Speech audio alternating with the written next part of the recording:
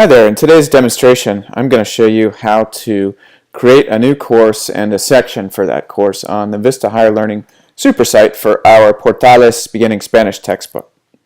So as you can see here, I'm on the Vista Higher Learning homepage and I've already logged in, so it shows me a list here on the left hand side of the textbooks I currently have access to. We're going to click on Portales, which is our Beginning Spanish textbook. It's going to bring me here to my homepage. I have a lot of courses that I've already created and taught here, so your home screen may not look like mine does. I'm going to go over here to Add Course. It's going to give me an option of Express Setup or Advanced Setup. Express Setup is a series of pre-made templates. We want to choose Advanced Setup so we can create our own course template. So I click Advanced Setup, and I'm going to name my new course here where it asks for a name. Let's go S101 Spring 19. That's my name. Incidentally, on the right hand side here, it will give you a preview of what this course will look like to students when they look it up in the system. Okay. And it has a drop down menu here which asks if you want to copy date settings from a different template. I'm not going to do so, just so that I can show you what you're likely to encounter as you create this course from scratch. I'm going to adjust the start date to our first day of the semester, which is the 14th here in 2019. And for the end date, I'm going to choose some date way off in the distant future that I know is after the semester ends. How about Tuesday the 14th of May? Alright, so I got my dates. I'm going to go to Next. It's going to now ask me if I want to copy content settings from a previous course. I don't want to do that today. I want to start from scratch. I'm going to go down to where it asks for what lessons I want included in this course shell. Since it's Beginning Spanish 1, we're doing lessons 1 through 5. All right. It's going to ask video supports. I want the subtitles to be in Spanish, which is the default, and I don't want any transcripts. So I'm going to leave that as is. For technical support, it's going to ask if we should allow students to submit score reviews. I like students to be able to submit score reviews. I'm going to put yes there. I'm going to leave the box checked no for allow students to submit help requests.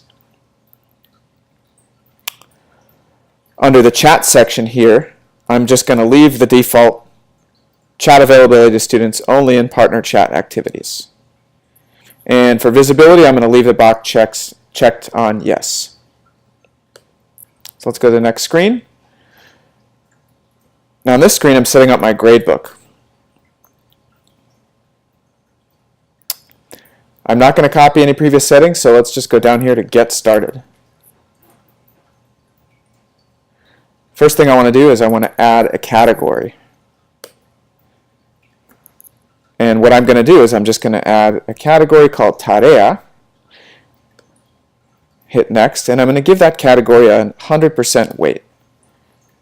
Tarea is the only grade we're pulling from the SuperSite to later put into Brightspace.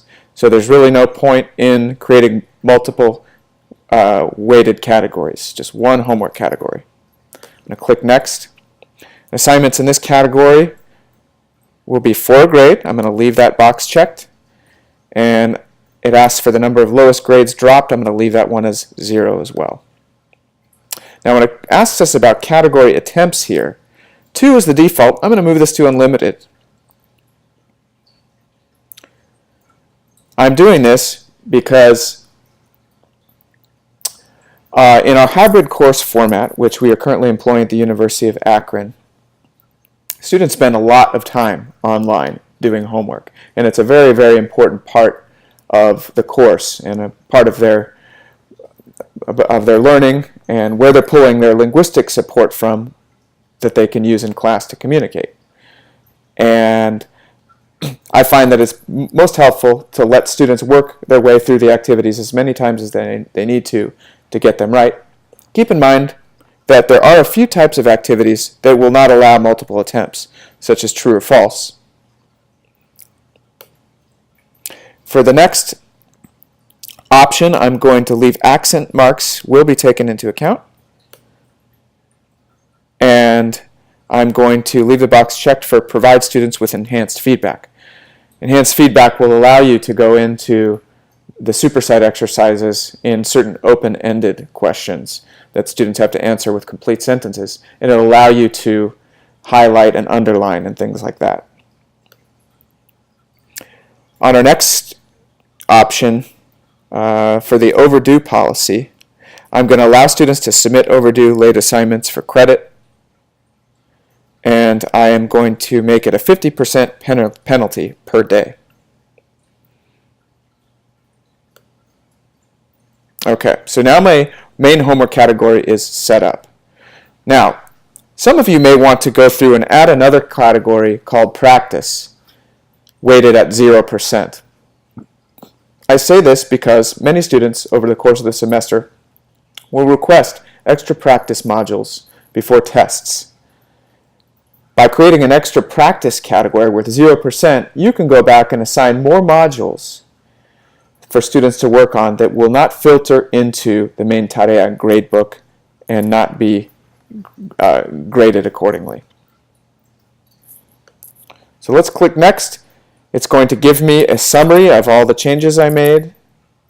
If I choose, I can generate a PDF here and post that to Brightspace where the students can see the parameters for the course and the rules governing the homework. And then I'm going to save that. Finally, at the end here, it's going to ask me if I want to create a section for this course, and I'm going to click Yes, because everybody teaches at least one section of the course. So I'll go and give my section a name. How about Monday, Wednesday, and I like to include the time. How about 10:15 to 11:30 p.m. a.m. Sorry.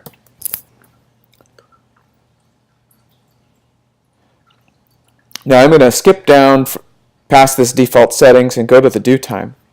Now this is important. You want your due time to be when class begins.